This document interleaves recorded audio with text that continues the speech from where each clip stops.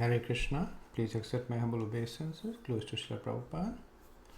So today we will begin our discussion on the 18th chapter of the Bhagavad-gita, the last chapter. So the chapter has 78 verses in it, and just like chapter 2 is an overview of the Gita, the chapter 18 is a summary of the Gita, and the verses kind of reflect the flow of the topics that was discussed by Krishna and Arjuna. So in the first 12 verses 1 to 12 is the summation of chapters 1 to 6. Then verses 13 to 18, and this is also an easy way to remember it, verses 13 to 18 summarizes the chapters 13 to 18. So first 12 are summation of the karma part of the Bhagavad Gita, and 13 to 18 is summation of the Gyan part of the Gita. Now after that, Krishna begins to speak about the yoga ladder, the gradual ascension from the lowest rung to the highest rung. So verses 19 to 40 speak about karma, specifically the modes of material nature, how they control all activities. Then verses 41 to 48, they talk about the next stage, which is Nishkam Karma, working without activities. Then 49 to 55, Krishna speaks about transition from Nishkam to Brahman, and this is the confidential knowledge that now he begins to reveal about Bhakti. Then verses 56 to 60, then Krishna now talks about Shuddha Bhakti, pure devotional service. Then 61 to 63, Krishna talks about surrender to the super soul. This is the more confidential knowledge. 64 to 66, Krishna speaks about becoming a pure devotee, which is the most confidential knowledge. Then 67 to 71, Krishna talks about studying and preaching of the Bhagavad Gita, how to study and who to preach and who not to preach. Then verses 72 and 73 is Arjuna responding to hearing the Bhagavad Gita that he is now fully fixed. And the last 5 verses, 74 to 78, Sanjay speaks about his own realizations, and he also predicts about what he thinks will happen. So this is the flow of the chapter. In terms of connectivity, the 17th chapter ended with Om Tat Sat, Krishna introducing the highest goal. So we said Om Tat Sat is Krishna, the Hare Krishna Maha Mantra, and Arjuna, in order to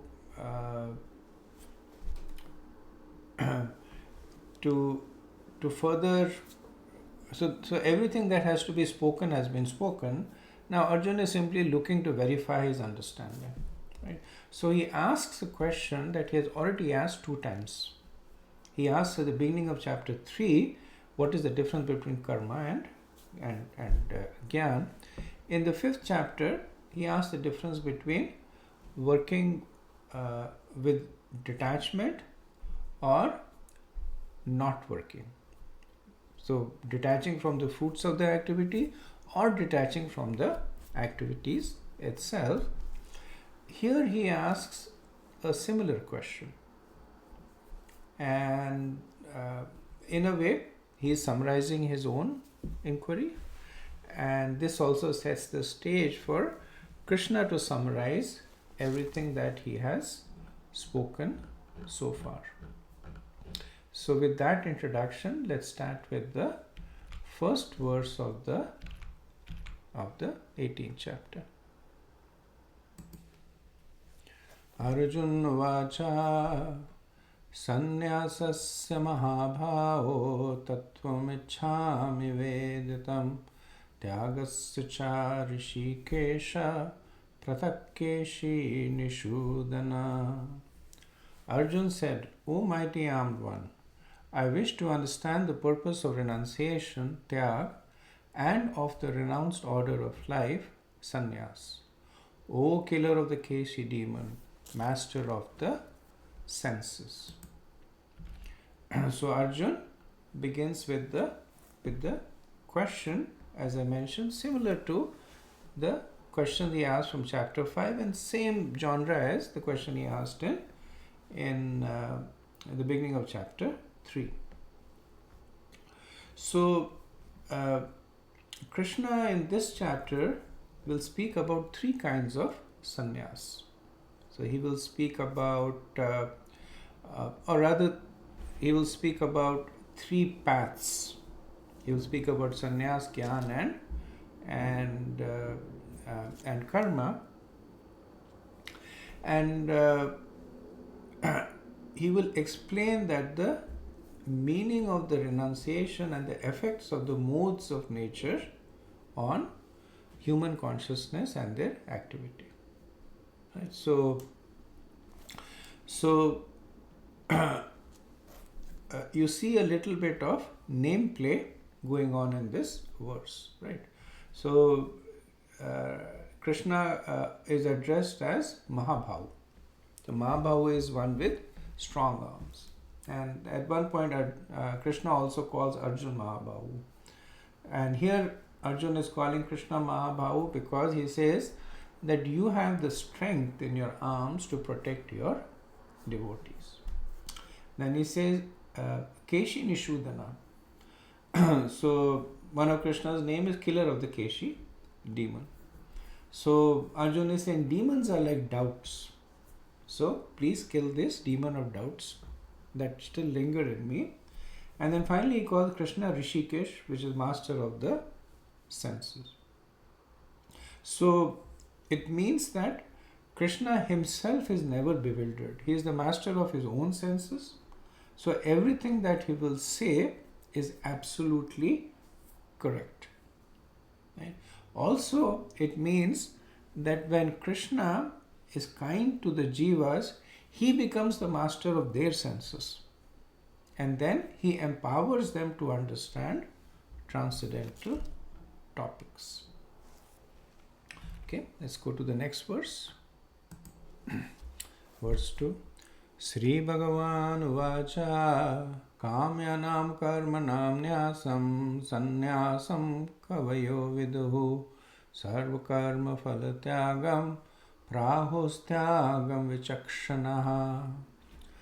The Supreme Personality of Godhead said, the giving up of activities that are based on material desire is what great learned men call the renounced order of life, sannyas.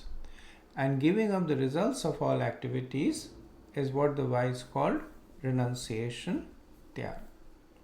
So Krishna in this verse is talking about two kinds of detachment.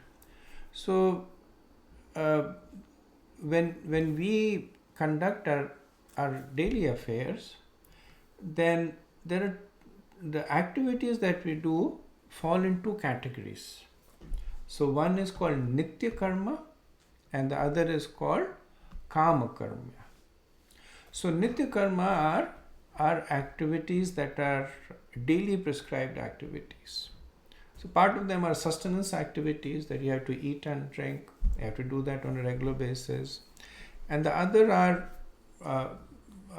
prescribed activities that should never be given up. Like Sandhya Vandanam for the Brahmins, or some form of worship, chanting of the mantras, taking a bath. So these are all part of Nitya Karma. Then the second category is Kamya Karma. So Kamya Karma are activities that are performed with fruitive desires. Prabhupada gives the example of performing sacrifices to obtain a son, or for wealth, or for fulfillment of different desires. So Krishna, in this verse, he talks about those. So neither of these two categories will give up performance of the nitya karmas. But those who are at the stage of tyag, they will still perform the kamya karma, but without attachment to the results. As Krishna says, giving up the results. So this is tyag, when the person performs the kamya karma, but not attached to the results. However, in the sannyas order, they give up the performance of kamya karma. So there is complete cessation of all activities that are geared towards fulfilling material desires. Now Krishna does say in this verse, vichakshana. So vichakshana means the wise, right? So at this point, he is not giving his own opinion, right? He is saying that in the last line he says that what the wise call renunciation, right? So he is quoting others. Later on, Krishna will give his own opinion. Next verse. Verse 3. Tajyam dosha vaditte karma prahur maneshanaha yagyadana tapaha karma na tajyam iti chapare. Some learned men declare that all kinds of fruitive activities should be given up as faulty. Yet other sages maintain that acts of sacrifice, charity and penance should never be abandoned. So Krishna continues to present the thoughts of the wise man. Right? So in the previous verse, he had talked about two categories of renunciation. The one was the sannyasis, which basically gave up the kamya karmas, they gave up all fruitive activities. And then he spoke about the tyagis, who performed the fruitive activities, kamya karma, but with detachment. They gave up the results. So here he speaks about a third category, which is the karam-mimamsis. And the karam-mimamsis are those who, so they're followers of Jaimini Rishi, this philosophy, karam-mimamsa. And their contention is that one should perform kamya karma and enjoy the results. So they say that because it is given in the scriptures, the protection also comes from the scriptures. So one should perform pious activities and one should enjoy the fruits of all the activities. Right? So Krishna has presented three opinions so far. He has spoken about the sannyasis, they are followers of Sankhya, and essentially they are followers of Shripad Shankaracharya, Ekam Manishana, and they recommend giving up all fruitive activities. Then there are the Tyagis who are Jnanis, and Jnanis are almost like Sankhya, but their conception of the Supreme is a little different. They recommend that one should perform fruitive activities but not be attached to the results. And then Krishna speaks about the Karam-mimamsi, they are the followers of the Jaimini Rishis, and they contend that one should perform kamya karma and enjoy results. So when these thinkers recommend for and against performing fruitive activities, the contention is that every activity has some kinds of violence. Right? So the sannyasis, they say mam himsiyat sarva bhutani. That ma means no and himshat means violence, and sarva bhutani means everyone, which means that everyone should abstain from violence. And before all because all activities have some kind of violence in them, they recommend that one should give up all activities. However, the current Mimamshis, they say that this notion of himsa only comes in non-prescribed activities. So if somebody is following the Vedic process, conducting a yajna and sacrificing an animal, then the person who is sacrificing an animal is freed from any sinful reactions because they are following the injunctions of the scriptures. So they say, don't worry, as long as you're following the Karam-Kand part of the Vedas, you're fine and you can go ahead and enjoy the results. And between these two are the Jnanis, and the Jnanis are trying to understand the Atma, the self. They're in the platform of making this distinction between the body and the soul. So they recognize that the body needs to perform kama karma, the modes are driving them to perform kama karma. But because they are on the platform of Atma, they give up the tendency to enjoy.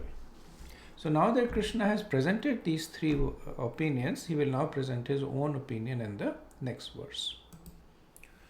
Verse 4. Nishchayam shanu me tatra tyage bharata sattama tyago hi purusho vyagra trividah samprakirtata. O best of the Bharats, now hear my judgment about renunciation. O tiger among men, renunciation is declared in the scriptures to be of three kinds. So previously Krishna was presenting the opinion of others. Right? So now he says, Shrunu me, that now you hear from me. Which means that what he is going to say now is authoritatively his opinion. So Arjun might say to Krishna that I started off by asking you the difference between tyag and sannyas. You have further complicated matters by saying now that there are three kinds.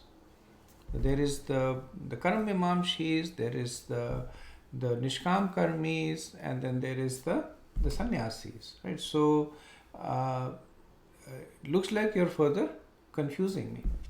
And Krishna says, don't worry, that you listen to me now and all your doubts will be clarified. So this is a prelude verse. In the next two verses, Krishna will give a summary answer to Arjun, and then beginning from verse 7, Krishna will provide a detailed analysis of the question. So Prabhupada writes that there are different opinions about renunciation. Here Krishna gives his judgment, which should be taken as final. Okay, next verse. Okay, verse 5. Yajnadan tapaha karma na tyajam karyam eva tat yajnadanam tapascheva pavanani manishanam. Acts of sacrifice, charity and penance are not to be given up. They must be performed. Indeed, sacrifice, charity and penance purify even the great souls. So Krishna is giving a summation of his own opinion over here. So he says that one should not give up sattvic kama karma. So nitya karma is not in discussion right now. So everybody accepts that nitya karma needs to be done.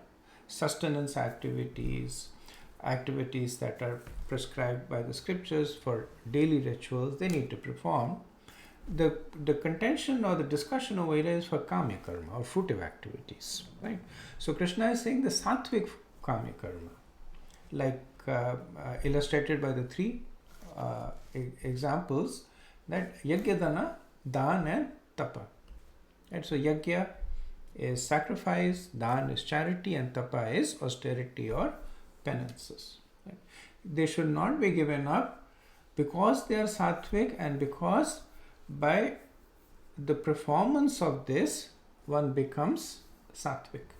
Right? So Krishna says pavanani manishanam. So manishanam is great souls. So Pavanani means that it will even purify one who is already pure. So the acharyas say that just as the lotus stem has fibers inside, these three activities of sacrifice, charity and penance have the fiber of Gyan in them. And when one performs them, one is purified in the heart and will attain that knowledge. Okay? So the purificatory effect is because of the knowledge built into these activities. What kind of knowledge? The importance of scriptural injunctions. Right? The first is submission to the scriptures. When one is performing fruitive activities, but according to the injunctions of the Vedas, that is purified. Right? And the second is that when one performs these activities with suitable detachment, then one begins to develop further realization. So Srila Prabhupada writes an interesting purport talking about his own, giving his own example of conducting the Vivaha Yajna or marriage ceremony. Now Vivaha Yajna is obviously Kamya Karma. It's an activity for enjoyment. And Prabhupada says that as a sannyasi, I should neither encourage marriage nor I should be involved in this whole marriage. But then he says that there is a reason that the Vedas have given the Vivaha Yajna, which is that for those people who cannot control their senses, then better for them to follow the injunctions of the Vedas, marry and enjoy peacefully. So, in order to help them, Prabhupada says, even though I am a sannyasi, I should have nothing to do with women, I should have nothing to do with marriage ceremonies, but my intention is to help them make advancement wherever they are. Right? So he is mirroring the mood that Krishna is showing over here. That acts of sacrifice, charity and penance should never be given up. Right? So sacrifice is yajna, and Prabhupada is talking about Vivaha Yajna. That when you perform the activities according to the Vedic injunctions, it will purify you and take you to the next step.